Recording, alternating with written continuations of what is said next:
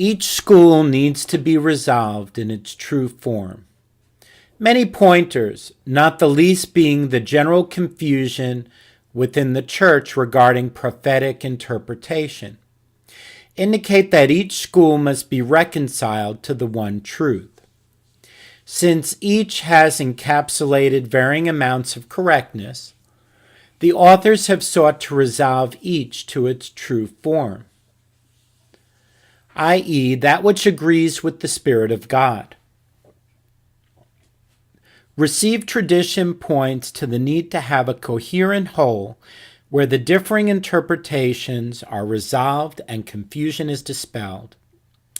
The authors contend that it is unreasonable to deny each school its proper and present place in this work, since each has demonstrated a biblically sound basis for believing that the testimony of Jesus is the spirit of prophecy.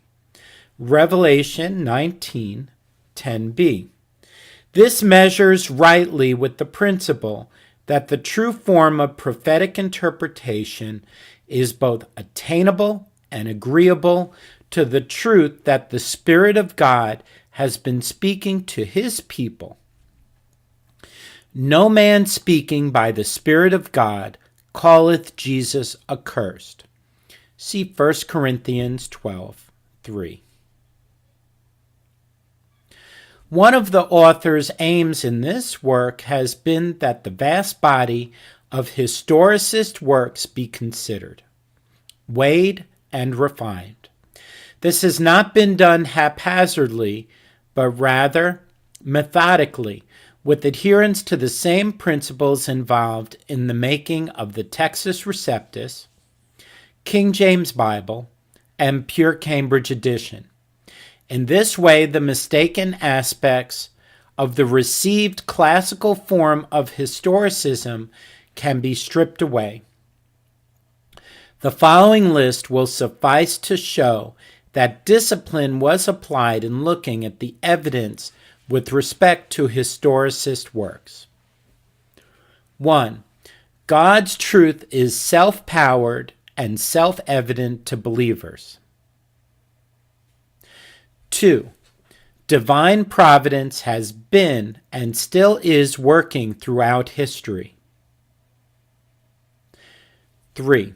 Received tradition is available to the church even to this day. 4. The constraint of the common faith among Christians is recognizable. 5. The logic of faith points to a spiritual solution as opposed to an irreconcilable chaos. 6. The law of scattering and gathering has been at work throughout church history. 7. The purification and refining process enables a perfect and true form to be available. Scripture is to be rightly divided with the absence of private interpretation. Closely aligned with properly resolving the true form of each believing prophetic school is rightly dividing the Scripture to ensure that private interpretation does not intrude upon this work. Knowing this first, that no prophecy of the Scripture is of any private interpretation. 2 Peter 1:20. There are many obstacles that have come about by misplaced zeal that seeks to override, perhaps unwittingly, what the prophetic Scripture properly says. One example has been the lack of spiritual discernment between natural Israel and spiritual Israel, leading to confusion of doctrines. Spiritual Israel and natural Israel must be properly discerned. Spiritual Israel is the church made up of the people of God, also known as Sion. Thus, true believers in the Old Testament are as much a part of the church as Christians are in the New Testament.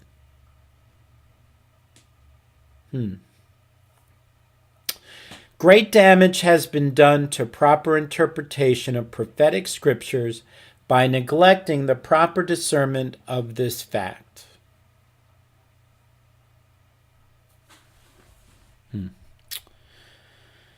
No interpretation of any symbol in a particular scripture should differ in nature in any one of the schools. No symbol in a particular scripture can be inherently contradictory in any true interpretation. The authors have used the principle that no prophetic symbol in a particular scripture can encompass contradictory ideas or opposites. For example, it is not possible that the white horse rider of the first seal of Revelation is symbolizing both Christ and Antichrist, even when viewed in separate prophetic interpretations of historicism or futurism. The one symbol can only have interpretations that synthesize, complement, or merge to form a whole meaning, notwithstanding the multiple references that it may encapsulate.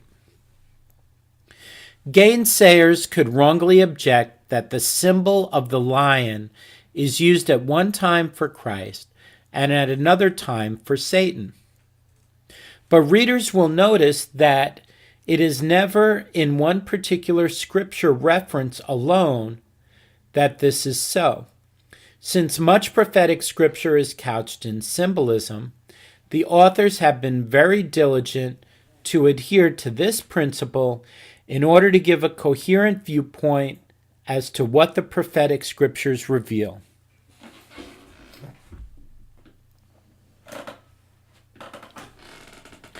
How to resolve to know the complete full counsel of God in Bible prophecy. Through the diligent application of the above principles, the authors have been able to produce a work that merits attention. It is hoped that readers will arrive at the full counsel by a complete understanding of this approach and applying it in their own studies of the Scriptures. The resolution to know the truth of prophetic interpretation will invariably lead to an acknowledgement that the present work has not been completed merely speculatively or with any untoward agenda. Rather, the authors have sought to know the words of faith and of good doctrine. See 1 Timothy 4:6.